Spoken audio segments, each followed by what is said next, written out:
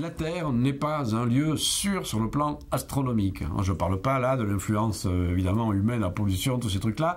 La Terre est un corps astronomique qui fait partie d'un immense système de corps en interaction qui est le système solaire. Le système solaire, c'est pas juste une grosse étoile de soleil accompagnée de quelques grains de sable qui seraient les planètes séparées par du vide. C'est des milliards de corps. Les autres, ce sont des astéroïdes qui se baladent, des comètes et des particules de poussière interstellaire, le vent solaire, tout un ensemble de choses. Tous ces corps-là interagissent avec la Terre. Voilà. Alors donc, la Terre est soumise à toutes ces influences. Certaines influences sont faibles, et d'autres peuvent être effectivement catastrophiques. Alors, influence faible, par exemple, mais qui ne peut ne pas être négligeable pour le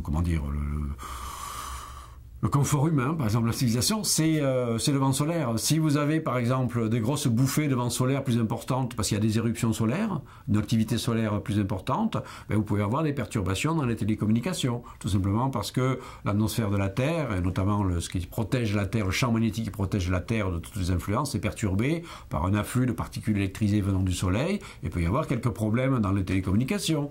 D'accord, ou également la couche d'ozone peut être liée à ce genre de phénomène. Maintenant, beaucoup plus sérieusement, il y a effectivement, la Terre n'est pas protégée des chocs, des impacts cosmiques. Alors la Terre reçoit en permanence de la poussière météoritique. Il faut savoir qu'en moyenne, chaque jour, la Terre reçoit 1000 tonnes de météorites. Essentiellement sous forme de poussière. De temps en temps, il y a un caillou un peu plus gros qui tombe. Puis de temps en temps, il y a un caillou suffisamment gros qui n'est pas pulvérisé en poussière, qui traverse l'atmosphère et qui crée un cratère d'impact. En général, ces cratères d'impact ne sont pas très importants parce que c'est des cailloux qui font 10 mètres, 20 mètres, 30 mètres, 50 mètres, 100 mètres. Bon, donc les dégâts restent très localisés. On a plein d'exemples. On connaît le météore cratère en Arizona. C'était il y a 50 000 ans, c'était un petit rocher qui avait la taille d'une maison qui est tombé là. Ça a fait des dégâts juste sur quelques kilomètres et pas plus. Bon, mais maintenant, évidemment, de temps en temps, il y a des météorites plus grosses qui tombent. Alors, si vous avez une météorite, par exemple, de 1 km, on en connaît plein aujourd'hui dans l'espace, ben, ça fait des dégâts plus importants. Ça fait un cratère de 20 km, ça détruit l'équivalent de la surface d'un petit pays, par exemple, mais ça ne fait pas une extinction massive d'espèces. Donc, c'est une catastrophe relativement localisée.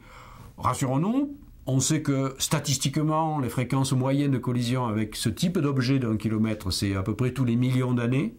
Donc l'histoire de l'humanité n'en a pas connu, ben sinon ça se saurait, bien entendu, mais ça peut arriver dans le futur.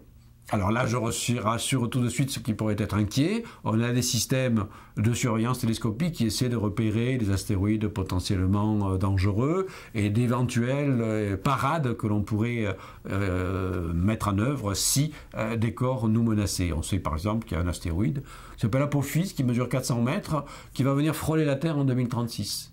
Voilà, donc si jamais on a fait une petite erreur de calcul et que cet astéroïde menacerait directement la Terre, eh bien on a commencé à imaginer quelques scénarios de déviation de l'astéroïde.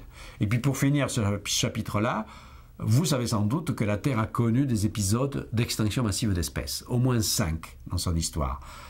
Épisodes au cours desquels 80% de la vie sur Terre a été éradiquée par un phénomène catastrophique.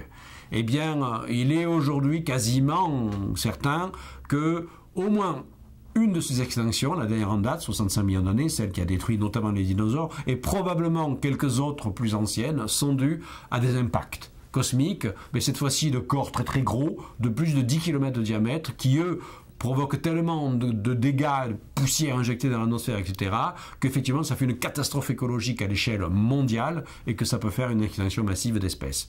Mais là, je rassure à nouveau, ces fréquences moyennes de collision avec ces très gros corps sont de l'ordre d'un événement tous les 100 millions d'années et que pour l'instant, on croit avoir repéré la plupart de tous ces gros astéroïdes potentiellement dangereux. Il n'y en a aucun qui vise la Terre, en tout cas sur les quelques siècles à venir.